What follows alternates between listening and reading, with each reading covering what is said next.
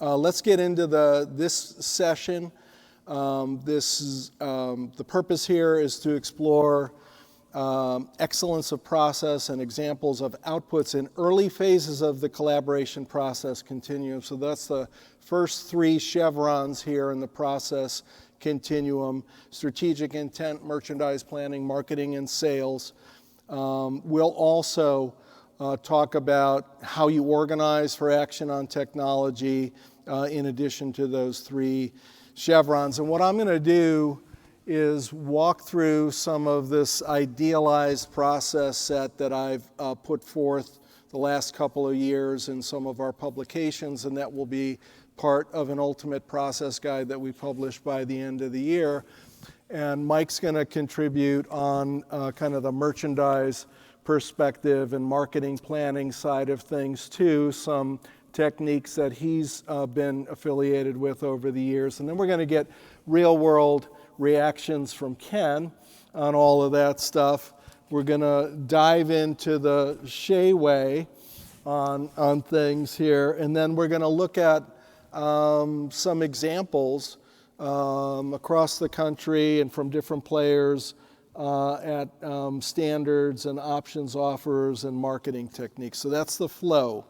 So let's talk about organizational approach. So I would say this is in a state of flux. I've had a lot of conversations, some of them with folks here in this room, about how are you organized. There's a mix of even really big companies where there are individual strategists who are taking in a lot of information from the company and the vendor base and making the calls. There are teams out there. Some of those teams are multidisciplinary, so it's not just purchasing. Sales and marketing is included, construction and operations are included, and executive management is included to the extent that you're thinking technology is one of your key strategic differentiators. Some builders have a multi-location strategy. However you're organized, then my question is, what is the work product of either that individual strategist or the group, the team that's working on it? Do you have regular meetings? Do you issue formal plans and reports? How often do you do that? And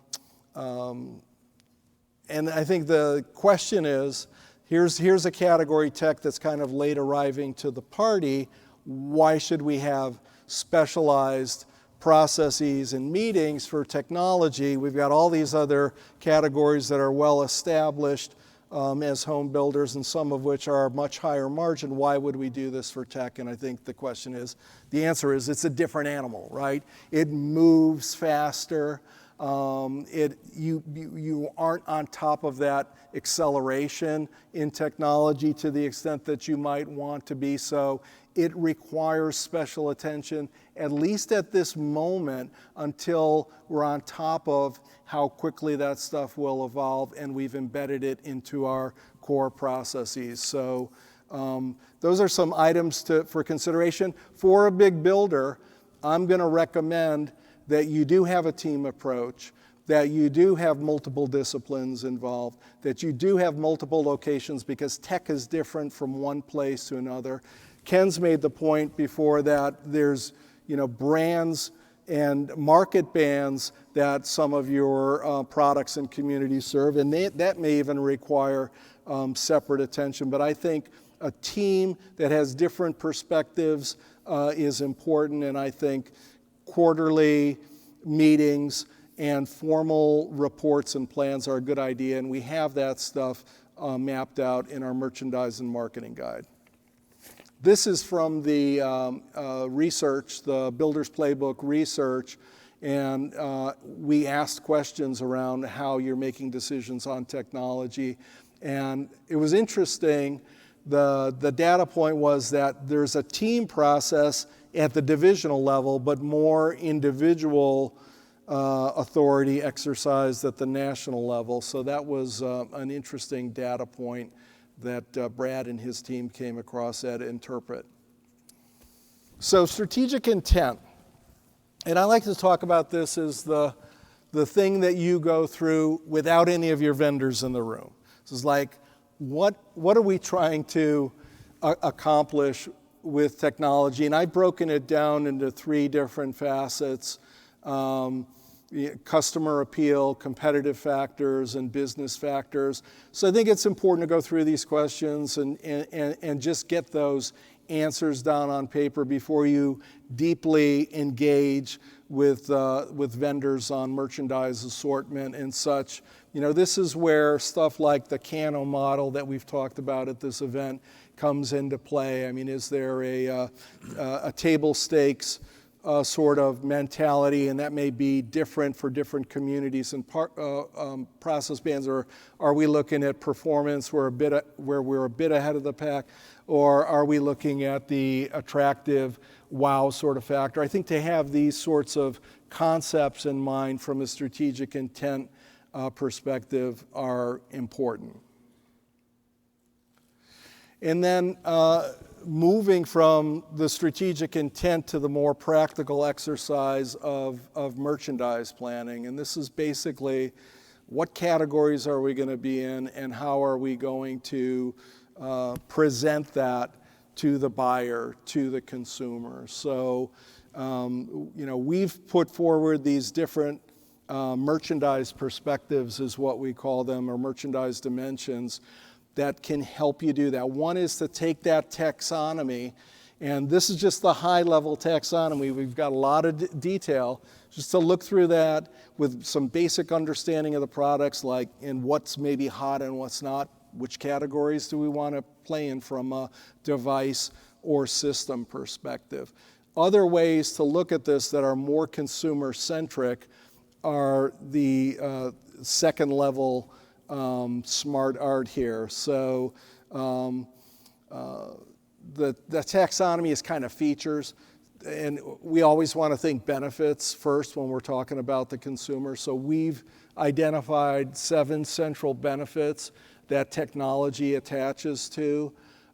Smart home has become kind of a blanket word for everything that's in the tech home family, but smarts really is more about a home that is doing some thinking for you, or has macros that are triggering different activities automatically.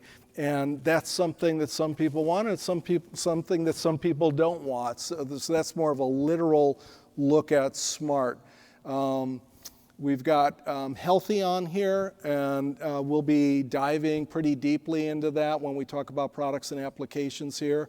But there's all kinds of technologies in the air quality, water quality, light, sound space that are ways of delivering healthy home benefits.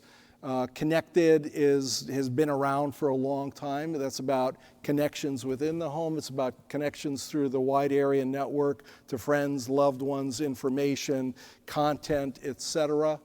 Green, there are many technologies that are going to help you deliver energy efficiency and water conservation efficiency. So that's another one of these benefit buckets.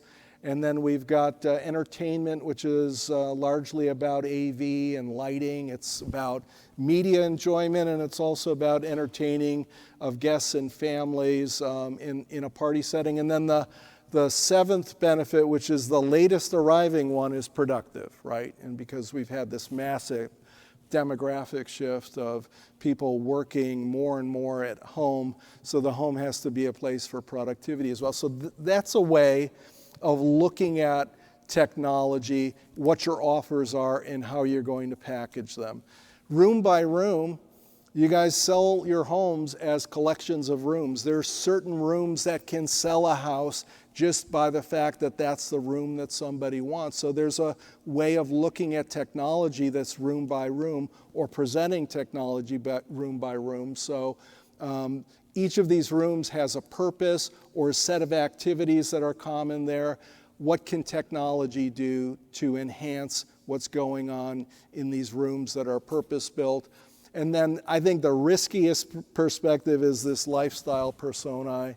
Some folks identify themselves as foodies or movie lovers or what have you. Some folks don't want to be characterized that way. You got to be careful using this perspective, but it's interesting. It's an interesting way to look at this, and I think you're going to dive a little into the personae stuff. But so think about the kind of the canvas that you've got in terms of the products across the categories, and then think about these more consumer-oriented merchandise perspectives. That's how you can methodically decide what you're going to offer and how you're going to offer it.